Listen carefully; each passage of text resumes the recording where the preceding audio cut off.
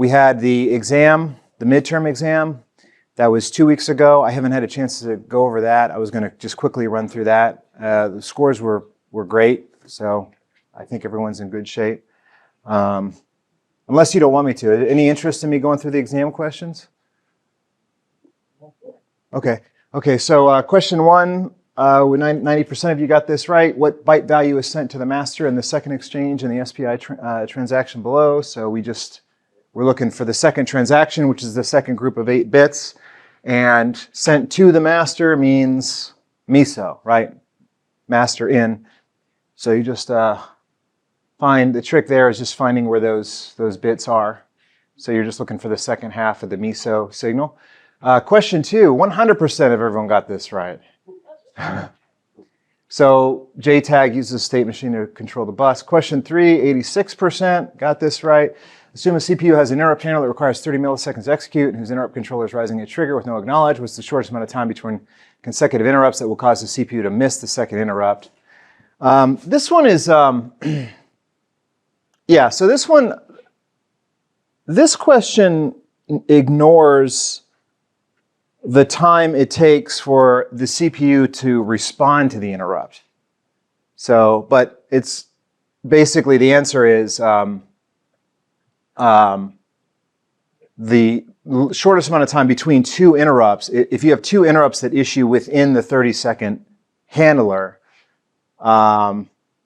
then you could potentially miss if you don't have any kind of acknowledgement mechanism. I think the original answer I had, this is a modified question that I've used before. I had this idea of lambda in here, which is lambda is the amount of time between when the interrupt issues and when the CPU responds to it. But basically, the simple answer is less than 30 milliseconds. What line of code will complement all bits except those spanning bit positions 9 down to 7? 86% of you got this one right. So this one is, you take 111, you shift it 7 bits to the left. That will put it into the position 9 down to 7, right? 9, 8, 7, yeah, 3 bits. And then you complement that, which means that you're going to have zeros everywhere except bits 9 down to 7, right? Yeah, so that's the idea. So here's an example. So here's a value. Okay, this is a 10-bit value. Yeah, it's a 10-bit value, 9 down to 0, bits 9 down to 0. And then bits 9 down to 7, when you take the value 7, which is 111, and you put it in, you shift it to get into positions 9 down to 7, and then you complement it, then you have a 0, 0, 0 in those positions, right? And the rest of them are 1. And then if you do an XOR, XOR will flip any bit that has a corresponding 1 in the second operand, right? So basically, it'll flip all the bits of the original value except for those where you had the 0, 0, 0 here, right, in the second operand. Device connected to UART channel with even parity receives value 155, including the parity bit. What could this mean? Okay, so 155 is 155 in binary. So 1, 0, 1, 0, 1, 0, 1, 0, 1. And that includes the parity bit. So there's 9 bits here. I guess 8 of them are the byte and 1 is the parity, right? And when you do the parity calculation, it includes the parity bit. So this has 1, 2, 3, 4, 5 1 bits set, including the parity. And so there must be an error here because it's even parity, right? There should be an even number of 1 bits set. Which side of an I2C channel has control of SDA during the time in which the SCL signal is high for the 8th time? The 8th time is the SCL being high for the 8th time is just, that's like the last bit of the first byte sent through. That's the header byte, right? And so that would be the master, right? That's actually, that's still part of the header, right? So yeah, that's the master.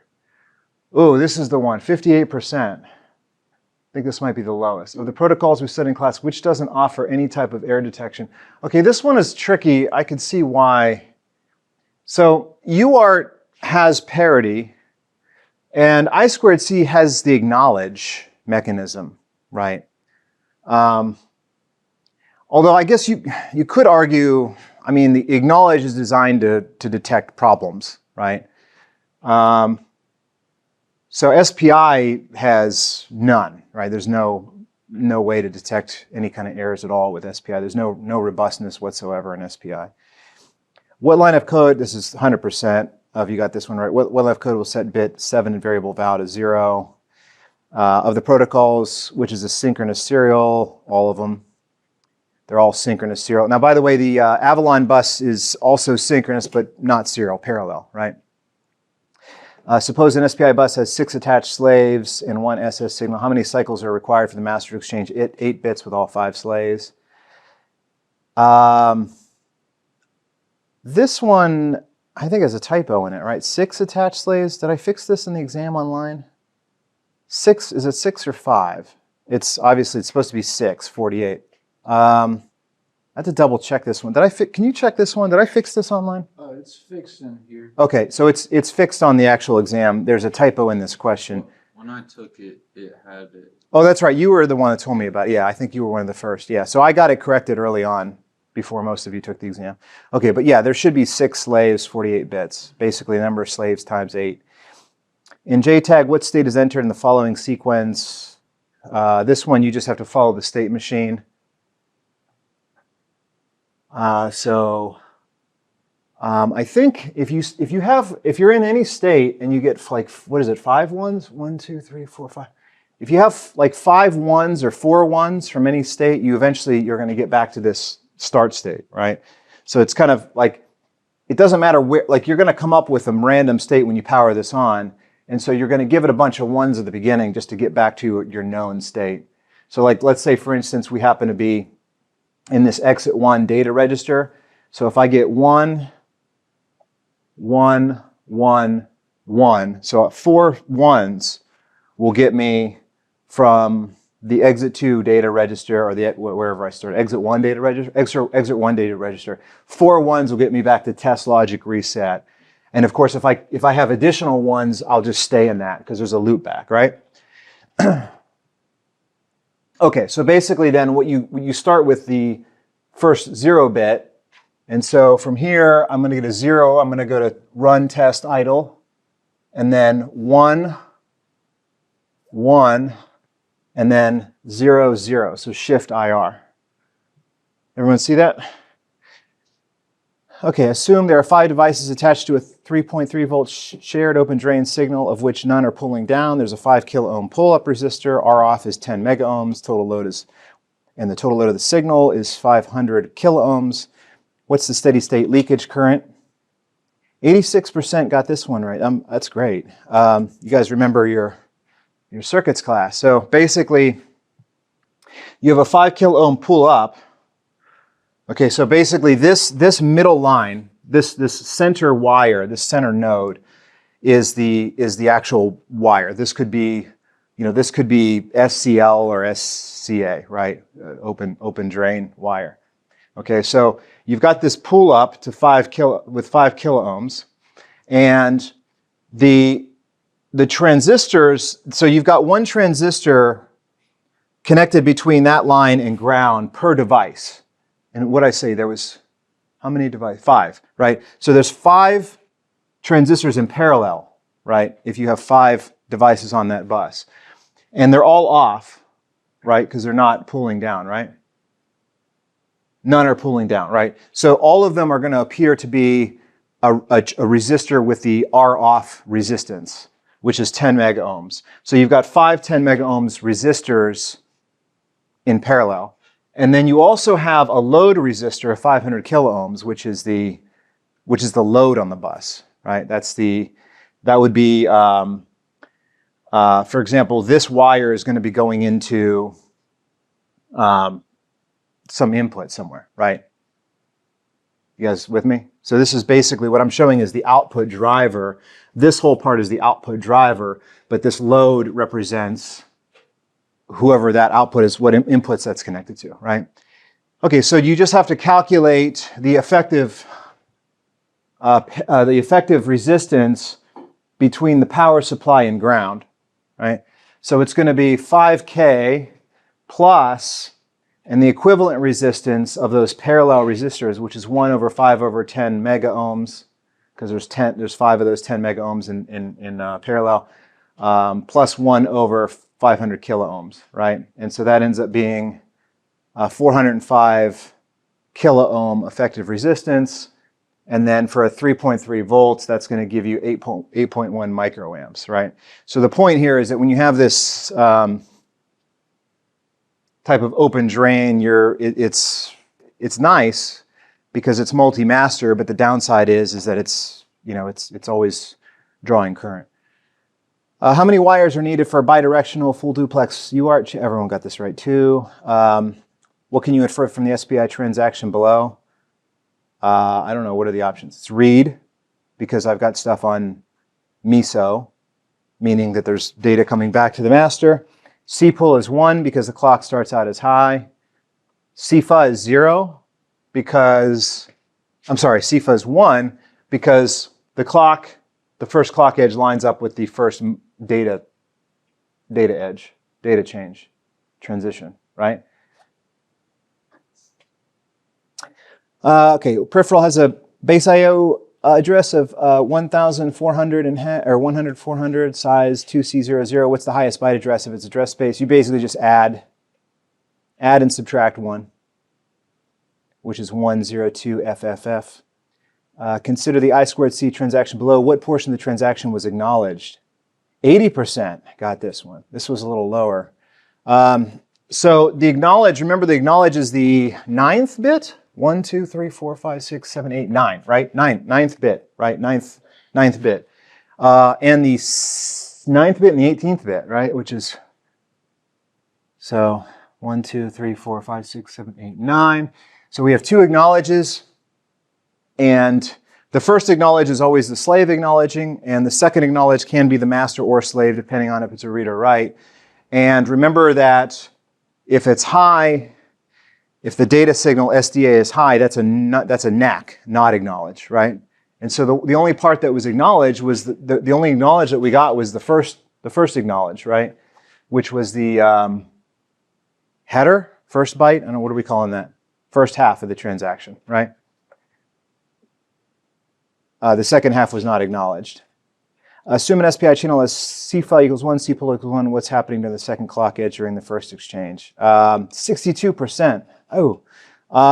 Okay, so if C-fa is 1, C-fa is 0, sorry. C-pull is 1. C-pull is 1, meaning the clock starts out high, and C-fa is 0, which means that the data is read on the second clock edge, right? So what's happening during the second clock edge? I mean, you almost have to kind of draw this out to figure this out, right? I couldn't answer this just from reading it. I have to see a waveform. So the second clock edge, so we have one clock edge here, one clock edge here. The data is going to be valid on the second clock edge just because of wait a minute, oh, wait a minute. Data, is this wrong? Yes, thank you. Okay, sorry. That's why I'm confused. I forgot to update this. This should be 1 and 1. Yeah. Yeah, so C-fa is 1, then we're using the second clock edge to sample the data. That's why I was confused, right? So it's rising, right? Why is it rising? Because the second edge would be rising because we started out high. The first edge would be falling. The second edge would be rising. And MOSI would be stable because of C-fa being 1. Okay? Make sense? Okay, and assume 2 devices are connected to the same wire using an open drain. One device attempts to set the wire's value to logic 1 and the other logic 0. What's the resulting value? So with open drain, logic 0 wins in a conflict. So it would be logic 0. What's the apparent analog voltage of 5 volt PWM signal with a duty cycle of 20%? It's basically just going to be 20% of 5, right? So 1 volt. And suppose a UART 28%. Suppose a UART channel has a baud rate of 19.2, uses 8 data bits, 1 parity bit, 1 stop bit. what's its maximum throughput in bytes per second? It's going to be 19,200 times 8 divided by 8 plus 1 plus 1 for stop bit plus 1 for start bit, right? So basically 8/11ths, right? But then you have to divide the result of that by 8 to get bytes per second instead of bits per second. That's probably why the score for this one was so low, maybe because you got to remember to divide by 8 to get bytes per second. Yes? I think most people forgot that. I forgot to include start bit. Oh, yeah, that too. Yeah. That could be it. Yeah, because I didn't mention. So there's always one in UART. There's always one start bit, but the stop bits is a parameter that you can set. It's optional. You have to have at least one stop bit, but you can have 2 or maybe even 3. Okay. All right. Any questions? Okay, great. So that was the exam. This, like I said, the scores. I was surprised how high the scores were. That was great.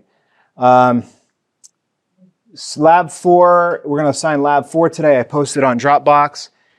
So this one, we're going to try to put everything together that we learned in class to build a complete closed loop controller for a motor, a DC motor. So the objective of this lab is to do both hardware and software design. So you're going to have to write some software, run on the Neos processor, and you're going to have to write some hardware and have that be an IP block like you designed for Lab 3. Make sense? Now, I will say this is a little different than how we've done it in the past. Last semester, in this lab, we had everybody try to do everything in software, right? Because you would expect that writing this lab basically in C code, right? Essentially all in C code, writing software for the Neos, that should be easier, right?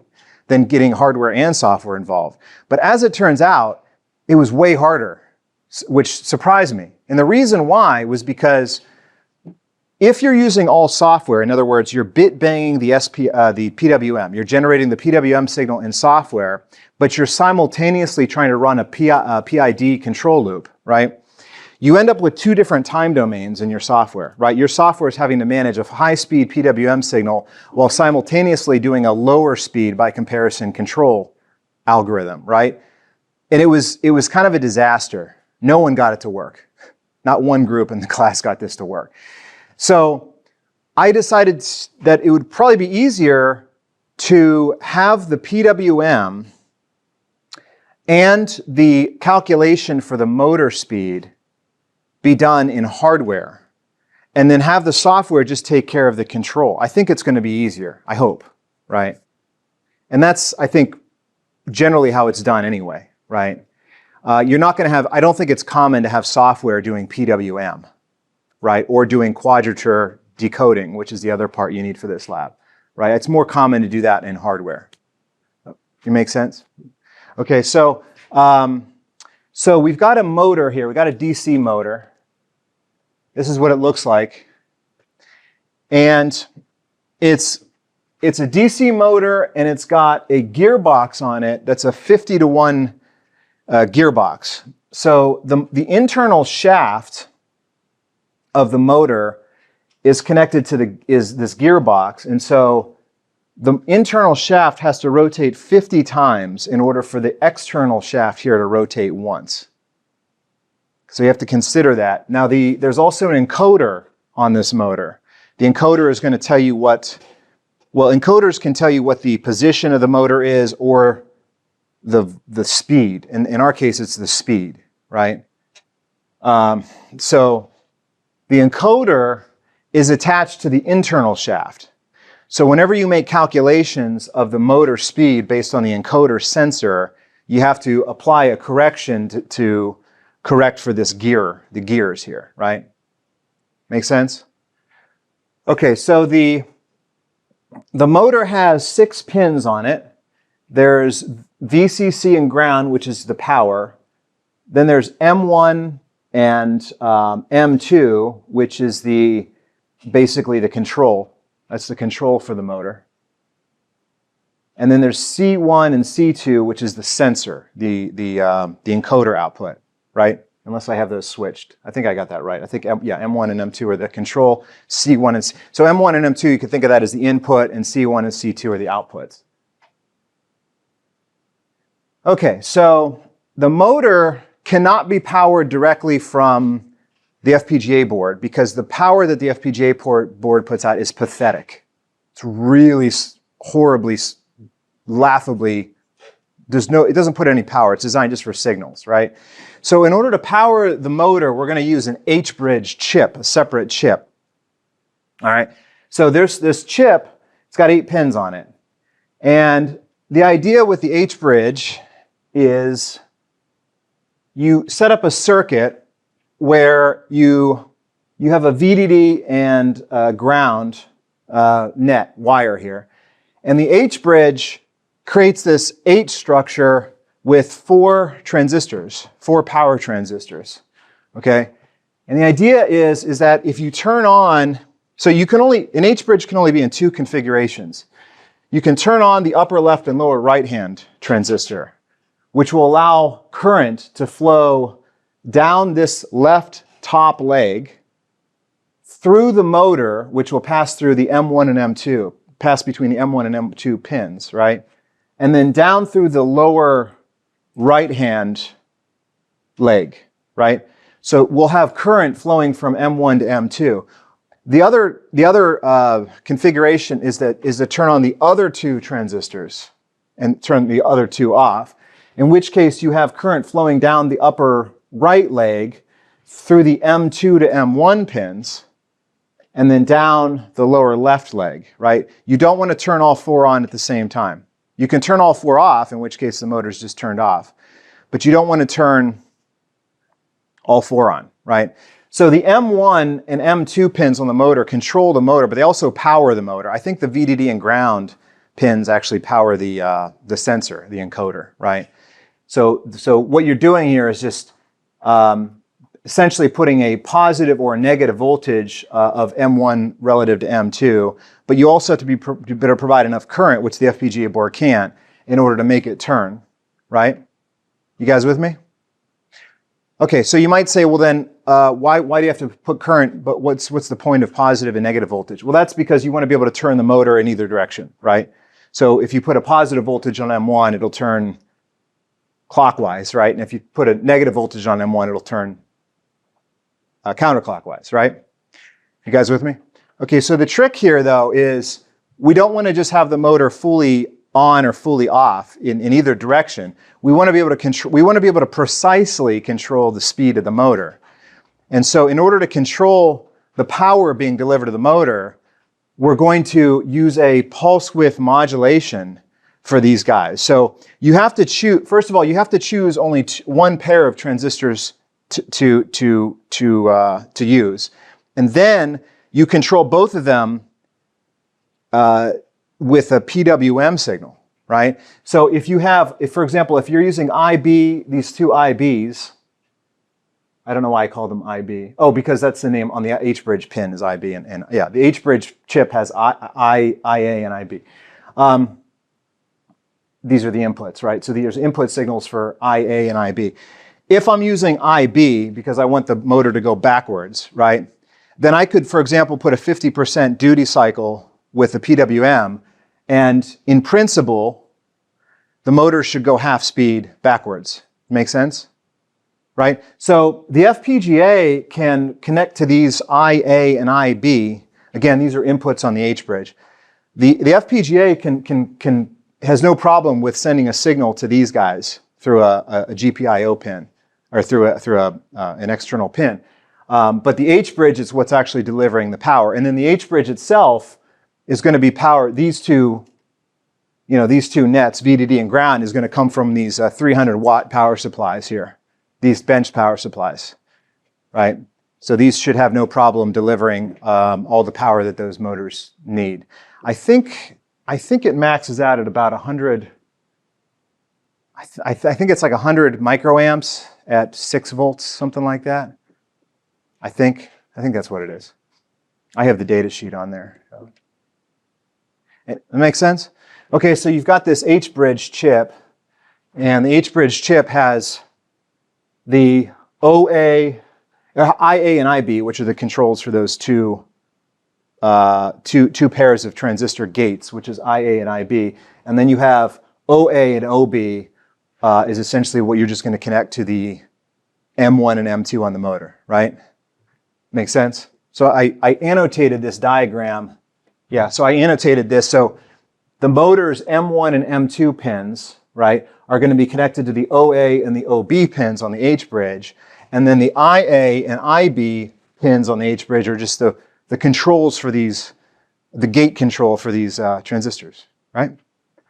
Okay, so why do we need a controller for this? Well, the problem is that you would think, and frankly, I don't know exactly what's going on here, but you would think that if you look at this plot, this blue line is the duty cycle, and this orange line is the rotational speed that I measured from the motor, right? Now, you would think that if I set the duty cycle to 20%, the motor should spin at about 20% of its full speed, right? You would think. It makes sense. But it doesn't work that way. It's not linear. In fact, what ends up happening is, at least in my experience, and I don't know if this is, I might have did something wrong when I set up this, when I collected this data. You might get different results. But what ended up happening for me was, when I started ramping up the duty cycle, the motor was just dead until it got up to about 40% PWM duty cycle, where I was delivering 40% of the peak power, and that's when the motor decided to start turning. I don't know if that's because of the gearbox on there, I'm not sure. But then it started, and then once I got the PWM up to about 60%, was when the motor experienced pretty much its max speed. So really, the useful range of the PWM was like 40% to 60% was what exposed the full range of, now again, this is with no load on the motor either, right? So this is, the motor's unloaded. It's not connected to a wheel or anything like that. So the motor's just free running. If the motor were loaded, I'm sure this would change. But with an unloaded motor, the motor got up to its peak speed around 60% PWM, right? Bless you. Now you'll also notice that the readings I got from the PWM were kind of noisy.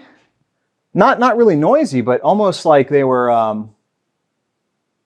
like discretized. Like I had these like two discrete levels that it sort of toggled between. And once you got up to the high speed, there was another sort of two levels that were, the range of levels that it would toggle between sort of broadened. Again, I don't really know why this is. I think someone told me this is the encoder. We're using a Hall effect encoder that uses magnetic fields to measure rotation. Someone said that the faster something spins on a Hall effect encoder, the less accurate it becomes. Or it could have just been the software that was measuring this. This could have been an artifact of the Neos processor being pathetically slow and not reading the encoder as fast as it should.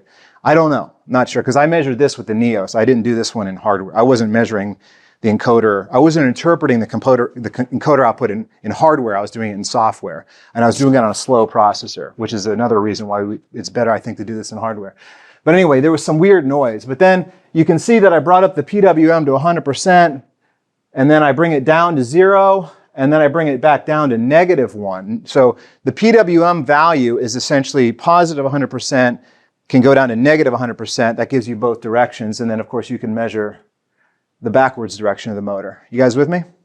So my point is that if we wanted to get the motor to a specific RPM, we're going to have to apply some kind of a feedback control so the controller can figure out, you know, what this PWM value needs to be to achieve a desired, you know, rotational speed, right? That's the objective. Okay, so let me talk about the encoder for a minute. So the encoder, yeah,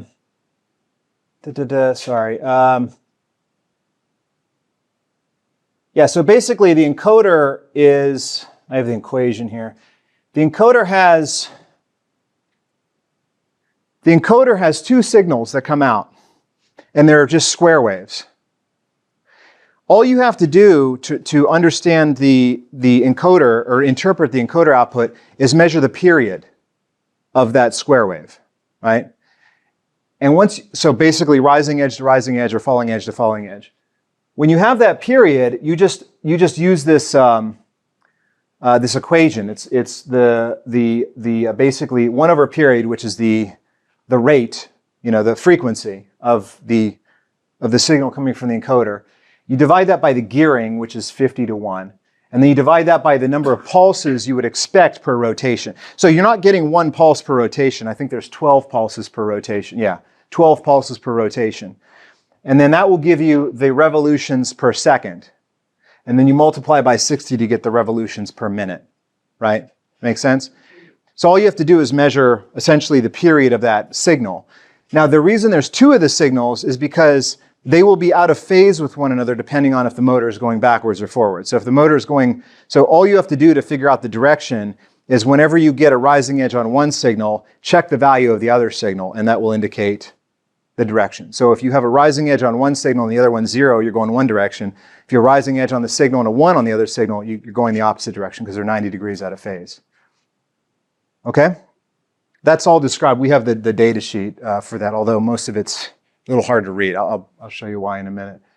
Any questions about that? Okay, so to hook everything up,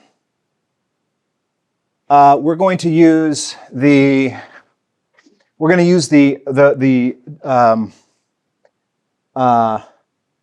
ribbon cable connector, the connector on the FPGA board, the GPIO connector. So this is really easy to use in your Cordis. All you have to do is add a top-level signal to your lights.sv called GPIO, and it's 36 bits, 35 down to 0, right? But it's the type of it is in-out, because you can do input and output on it. So it's not an input, not an output, it's an in-out. Okay, so in our case, we only need 4 pins. We need 2 pins to drive the motor. So this is a breadboard. There's the H-bridge. We put the H-bridge on there. The H-bridge has the input pins, I believe, are the center 2 on the top row. And so we're just going to connect 2 pins to that. Right? So those are PWM signals, right? But only use one at a time, right? Obviously. And then there are 2 outside signals. The 2 outside pins on the H-bridge are, I guess they're both ground. Yeah, they're both ground. And then we've got the 2 inside pins on the bottom row are VDD, and the 2 outside pins on the bottom row are going to the motor. Make sense?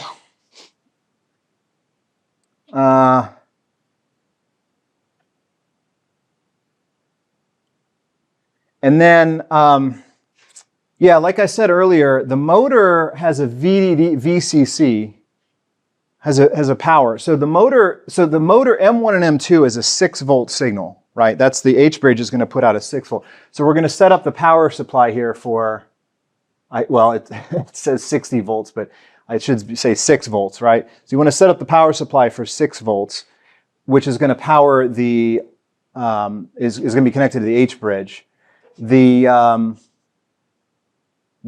motor itself has a VCC and ground that should be, well, I don't know what it should be. I think it's 3.3 volts is what works, right? Because that's going to determine the encoder voltage level, right? And so there's a 3.3 volt and a 5 volt output on that connector. You can just connect that to the VCC on the motor. Make sense? So that way the motor encoder can talk to the FPGA. They're talking at the same signal level, right? Any questions about that? So it's a pretty simple wiring diagram. We have some wires here that we're not, instead of using a ribbon connector, which I think would be overkill, we just have wires that kind of fit over top of the headers there on there. You just slide it on top. And it's just a single wires. Okay. So So I have a thing on here about using the bench power supply. I don't know if you guys have ever used one before. These ones are a little confusing because you have to make sure you hit. So what's confusing about these power supplies is you set up voltages for each channel. There's 3 channels. We only use we're only using 1 channel. But after you set up the voltage on it, you type in 6 volts and hit enter, and then it says okay, and then it goes to 0. And you're like, what's going on? I typed in 6. Did it not take it? I must not have taken it. So you type in 6 again, hit enter, and it goes to 0. You say, okay, what's going on? It's me. You type in 6 a third time, you hit enter, and it goes to 0. The reason why it's going to 0 is because it's off, right? So what you have to do is type in a number, a voltage, and hit enter, and then remember what that number is because it's not going to show it to you. And then when you turn the power supply on and you energize the channels, then it will come up with 6. So it'll come up with 6 volts, and it'll show you the current that's being drawn underneath of it, right? That's a horrible user interface. I don't know who would have designed it that way. Why would you zero it out and then not provide any way to figure out what the channels are set up to be when the power supply is not on? That's awful. But just be aware of that. Okay, so for this lab, we want to implement the PWM and the interpretation of the RPMs of the motor in hardware. So that way you don't have to worry about trying to operate at 2 different timescales in the software, right? And then the software will just run the PID controller, right? So the hardware will be basically like in the last lab, we can write a single value to the hardware, which will be the PWM period, right? So you can write the PWM period, which can be a negative or a positive number, 0 to 100, right? And then if you read from the IP, it'll give you the RPMs, right? So there's some arithmetic that you're going to have to do in the hardware, but the nice thing is that you can generate the PWM signal in the hardware just like you did in Lab 3, and you can keep watching for rising edges of that encoder, and you can do the calculation. Every time you see a rising edge of either encoder signal, you can update the speed. You can only update the speed when you see, like an edge, right, of the encoder. But whenever you see a rising edge on either encoder signal, you can update the current understanding of what the speed is of the encoder and whether it's going, which direction it's going. You guys with me? Now the problem is that when we did this in software, we were using floating point for this, but you're not going to be able to use floating point arithmetic in hardware. You're going to have to use fixed point. You guys remember how to do fixed point arithmetic? That's when you use integers for arithmetic. So it's going to be a little tricky to do the arithmetic, but it can be done just with simple integer calculations. But for example, the PWM signal is going to be based on a counter that counts from 0 to 2047 and back to 0, right? So in the hardware, the duty cycle for the PWM has to be on the same scale as the PWM counter that you're using, right? You have a counter that just continuously counts up from 0 and then back to 0. So like if the user says, I want a 50% duty cycle, that means that the hardware is going to have to set a value to be half of 2047, right? And then it's going to use that to determine whether the PWM is high or low. Unless maybe you guys can come up with another way to do it, but that's how I do it, right? I just say, I got a counter that's just counting a modulo 2048 counter, that's an 11-bit counter, running at 50 megahertz. So that gives me about a 12 kilohertz frequency of when that odometer rolls to 0, 12,000 times per second, right? Based on the 50 megahertz clock. And so the duty cycle is something you can just compare to that counter, right? So if the duty cycle is 1024, right, then that would be a 50% duty cycle, right? If the duty cycle is 2047, then that's 100% duty cycle, right? That would be full speed on the motor, right? Make sense? But the user is going to give it a value from 0 to 100, so you have to do that conversion. Okay? Okay, and then of course, if the user reads the speed, then it'll give the current speed. So on the software side, basically we're going to just reset we're going to have to use the performance counter on the software side in order to synchronize the controller to a clock. And so basically, you're going to have another parameter in the software that's going to set the speed of the controller.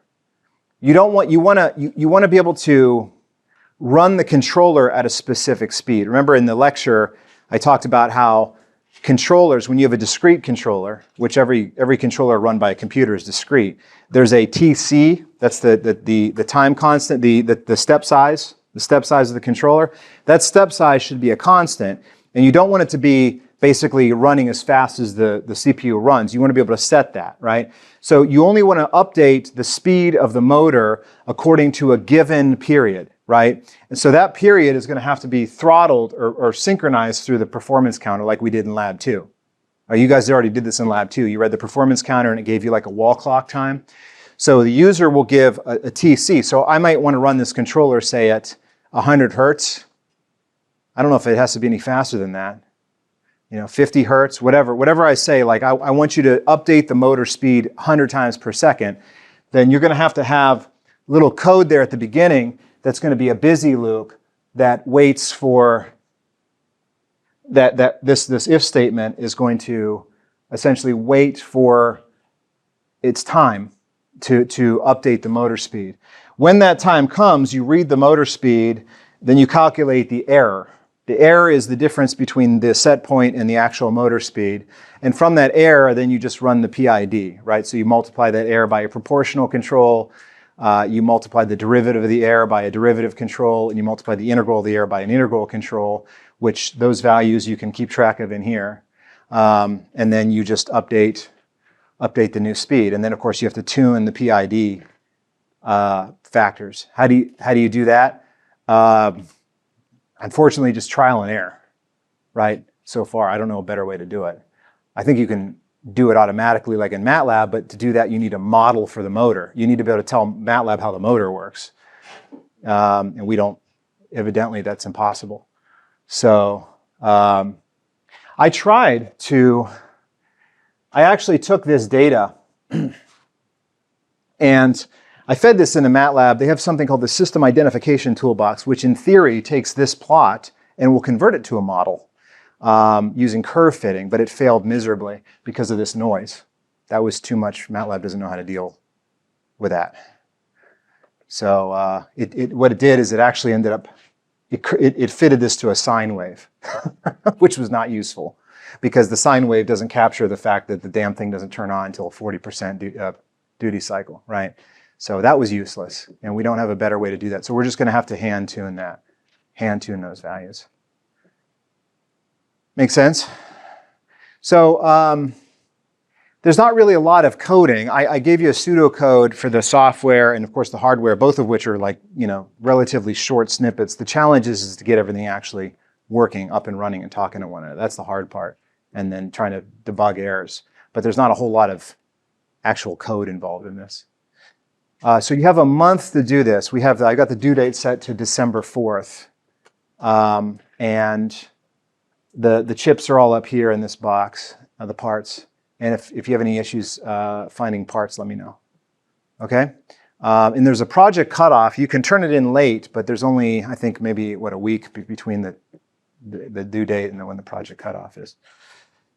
Okay, great. Any questions about that?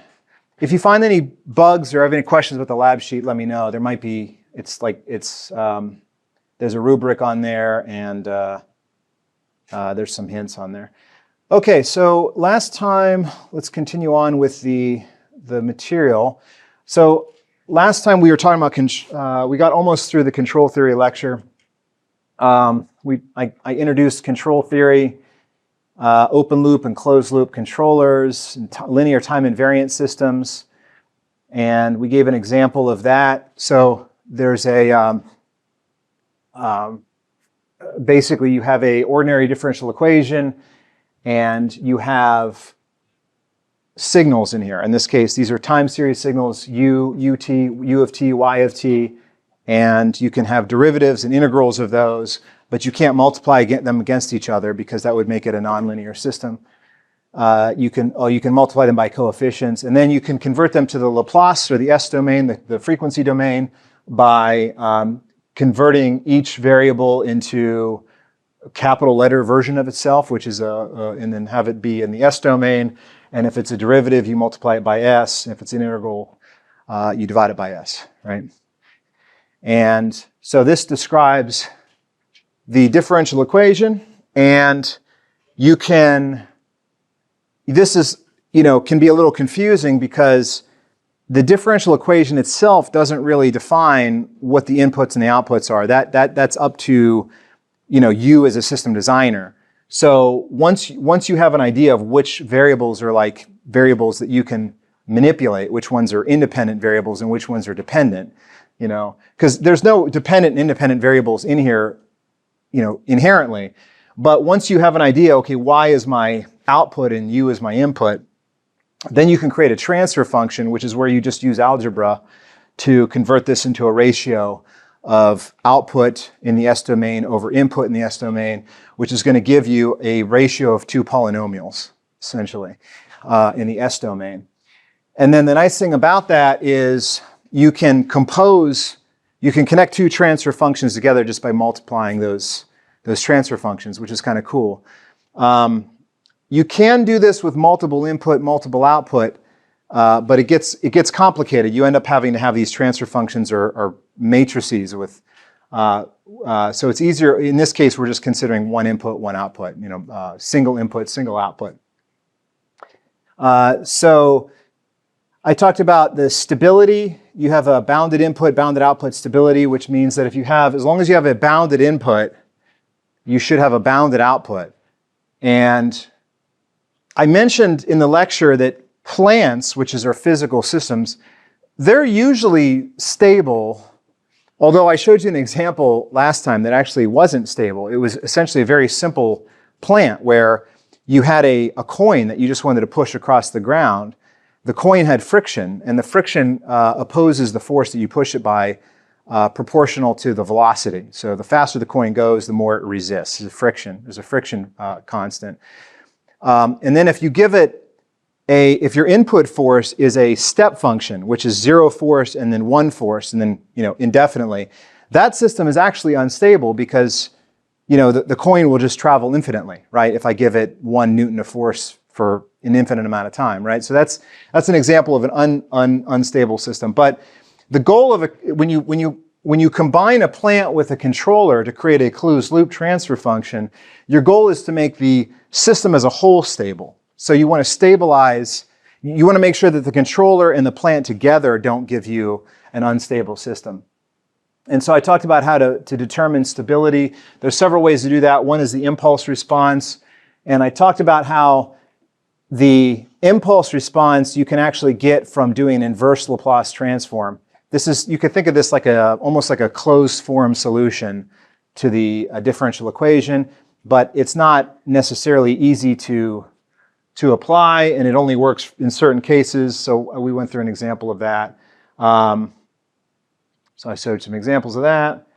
And then I moved on to, and then I also mentioned too that a better way to determine stability is to look for poles. You calculate the poles. The poles are values of S that give you a divide by zero error, the roots of the denominator. And now remember that the S is a complex number, but if the real portion of that complex number of all the poles is negative, then it's stable, and if it's 0 or positive, then if you've got any poles that are 0 or positive in the 0 or positive plane, it's unstable. Okay, right. So then we talked about that physical system model with the coin, and then I showed another one with a spring mass system. So spring mass is a very simple case where you have a mass that's suspended with a spring, and you can put a force on the mass, and the mass also has a position x. You could think of the spring is like if x is 0, like if the spring is just kind of at its neutral state, and x here is 0, then the spring is not exerting. If x is 0, the spring exerts no force. If x is negative, like if you push this guy up, the spring will start giving us an opposite force. It'll try to, it'll try to expand, right? And likewise, if I pull this down and I give it a positive x, the spring will try to contract and give us a negative force, right? And so you can construct a really simple equation from this, which is basically U, which is the force I put in, minus the spring stiffness K times the x. So the spring is going to exert a force that's proportional to the position, just the position of x. Now, if there's a damper in here, the damper will exert a force based on the speed of x, how fast, it's like the friction of something moving across the surface, right? But the spring is exerting a force based only on how much I'm stretching or compressing the spring, right? So it's real simple. It's just k times x. And it's negative k times x because, like I said, if I go negative on x, I expect the spring to push. If I pull down x and it's positive, the spring is going to be trying to pull, is going to exert a force the opposite direction. So that's why this sign is negative relative to the input force, right? And then mx, the m times the acceleration of x is the actual force of the mass. So every one of these terms is a force, is newtons, right? And so you can take the Laplace transform of this, and you can do your transfer function, where again the transfer function is, you have to assign roles here. So u is my input and x is my output, right?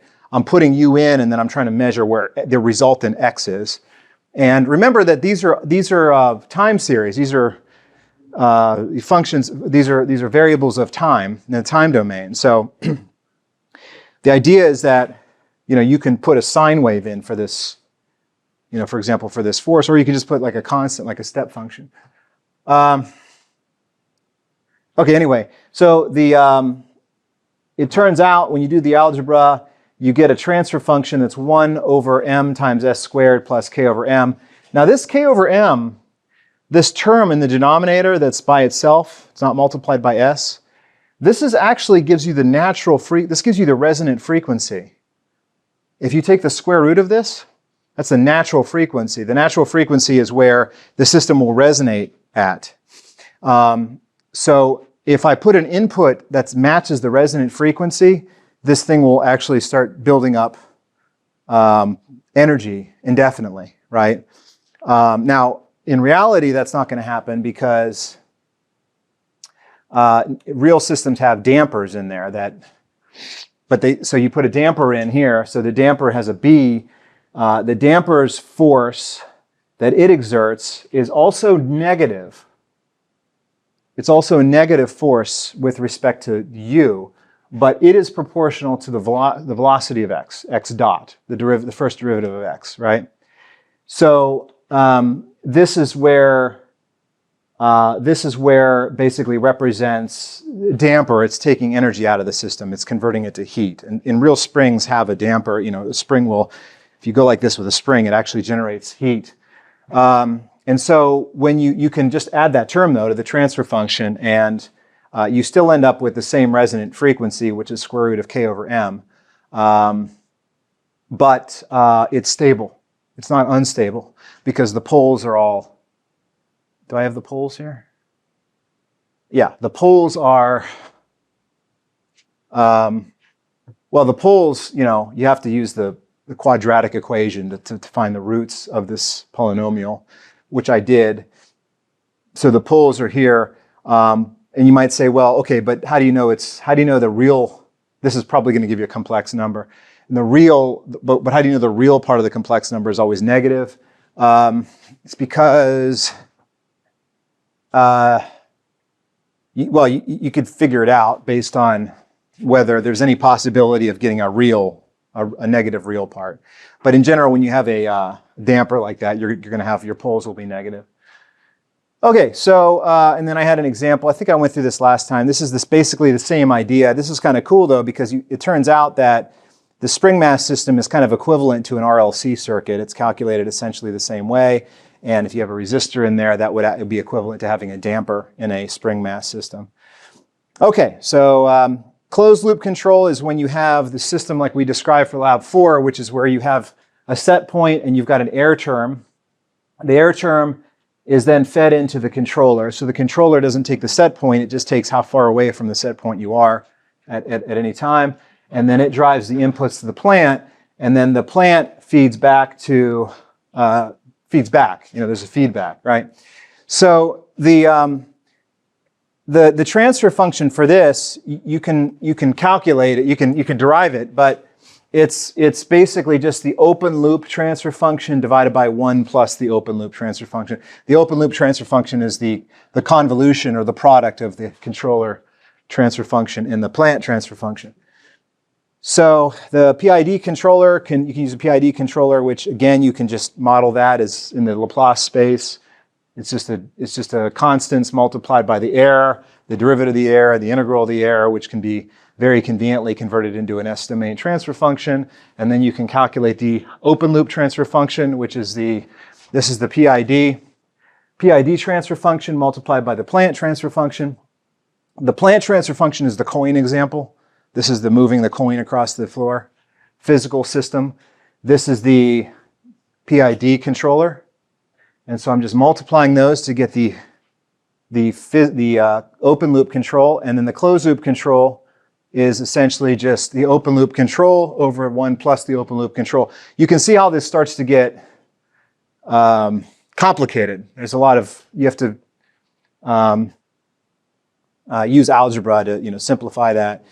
And then, which I do here, and then I eventually came up with a little crazy way to pick values for the proportional and the integral control, not to guarantee that it's a good controller, just to guarantee that it's a stable system. I just wanted to make sure this was stable. The problem is that even if you make it stable, which I did, you still end up with a crappy controller because you end up with a response that's slow or that overshoots the set point. So this is an impulse, right? This is basically saying, I want the coin to do an impulse, travel 1 meter and then come back, right, instantly, right? You can see that the transfer function there, it's stable, but it's not tracking very well. This is a step response. This would be equivalent to me saying, I want to move the coin 1 meter and leave it there. Well, you can see that the robot who's controlling this robotic finger that's moving the coin, it's not really good. It kind of sucks. It's overshooting 1 meter. It's going to like 1.25 meter, and then it has to bring it back. So you're able to improve that by basically just tweaking the controller parameters.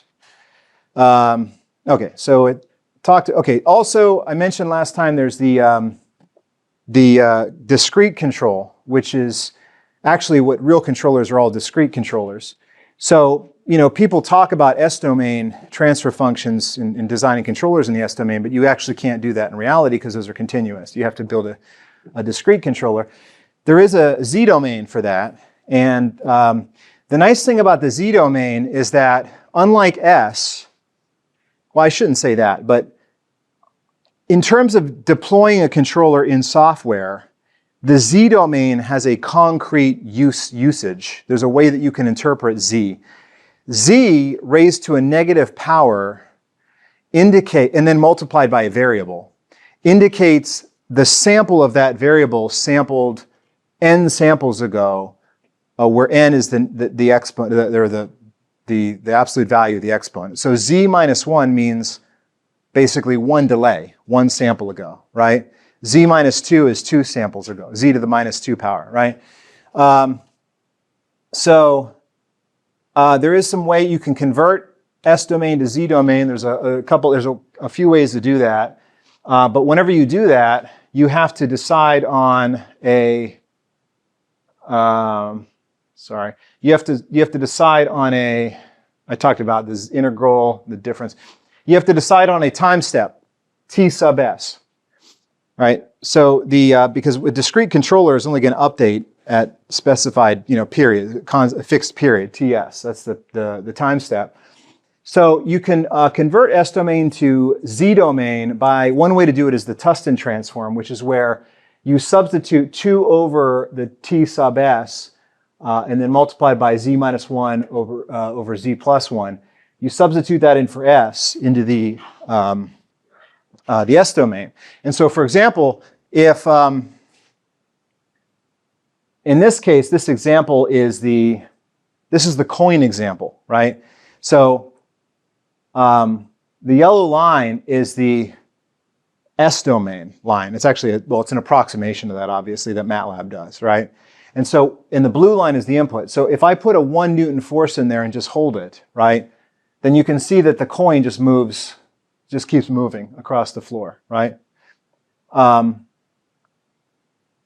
However, if I do the same thing in the Z domain, you can see, and I set the time step to 1 second, you can see the discretization happening there, right? So the discrete form of the coin example tracks the yellow line, but it does it with a little stair-step pattern, right? Because it's discretized. Okay, so all right, so in this case, so the problem here is, let's say I design a controller like I did before, where I have an S-domain model of my system. Could be the spring mass, it could be the circuit, the coin, whatever the physical model is. I design a PID controller in the S-domain, and I come up with my closed-loop transfer function, right? But I know that I can't implement that in software because I need to discretize it. So I discretize it with the Z transform. But the problem is I don't know what the time step needs to be, right? In fact, if you pick the wrong time step, if your time step is too high, you might break your controller, right? And so what do you do? Well, you can pick different time steps, do the Tustin transform, and then do a stability analysis in the Z domain, right? You guys following that? So in other words, what I'm trying to say is, if you're trying to control a physical system that has very high-speed dynamics to it, that moves fast, if your computer's not fast enough to keep up with it, meaning your TS is too large compared to the dynamics of the system defined in the S domain, your controller will break. Even though you had a controller you designed in the continuous space, it may not work in the discrete space. So what tools can you use to determine that? Well, one way to do it is to do your Z transformation with a given time step and then do a stability analysis in the Z domain, right? Which is what I'm trying to do here. So I picked, I started out with the closed loop control from, I started out with is this the open?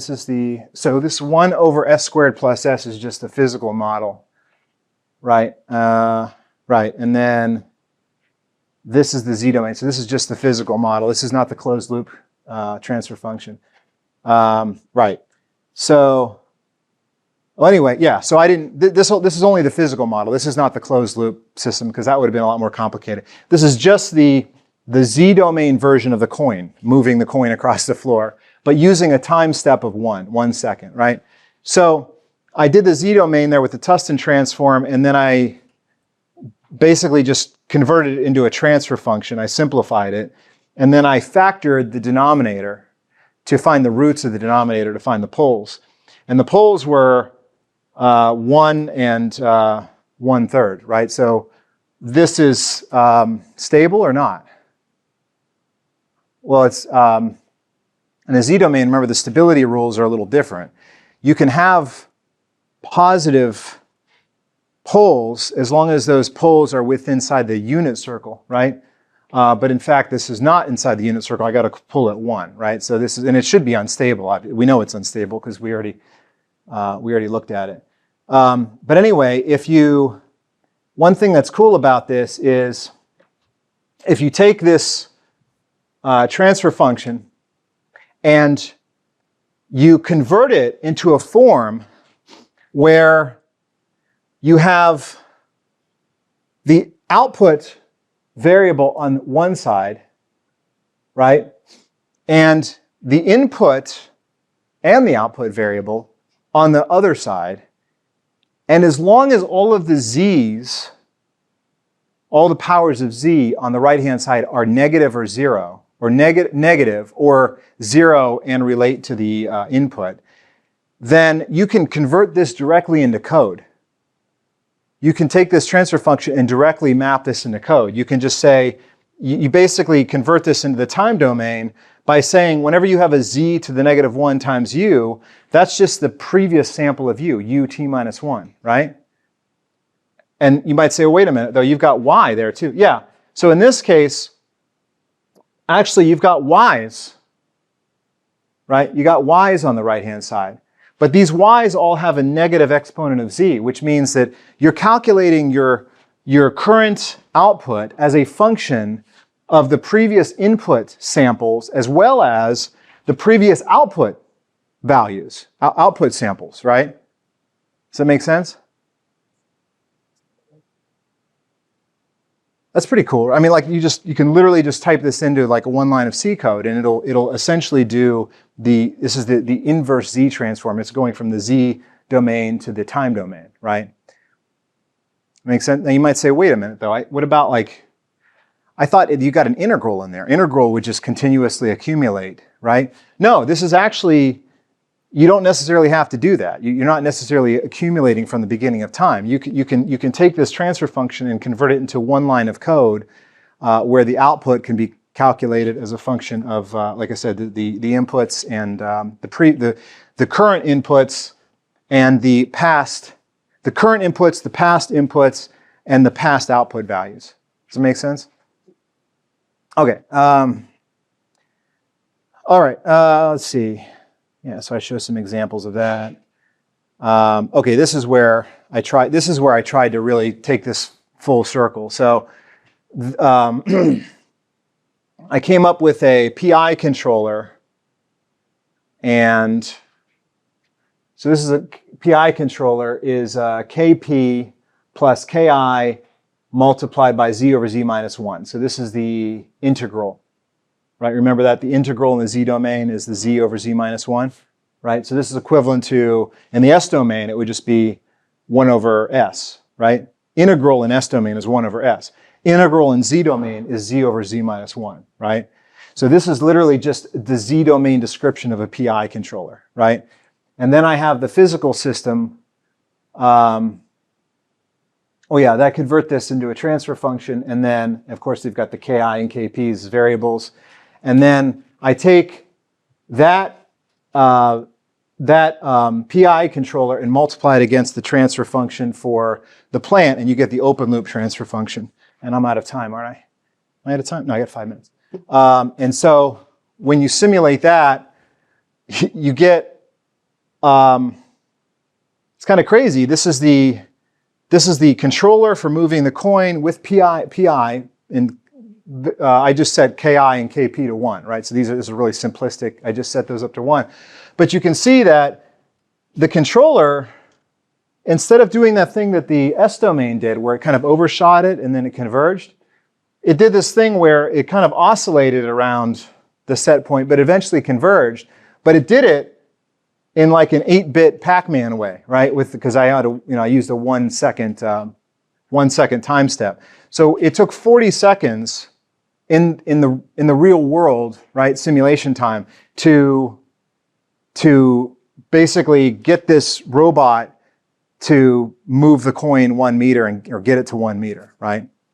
And so there's a couple ways you can tune this. You can decrease the time step, or you can tune the Ki and Kp parameters.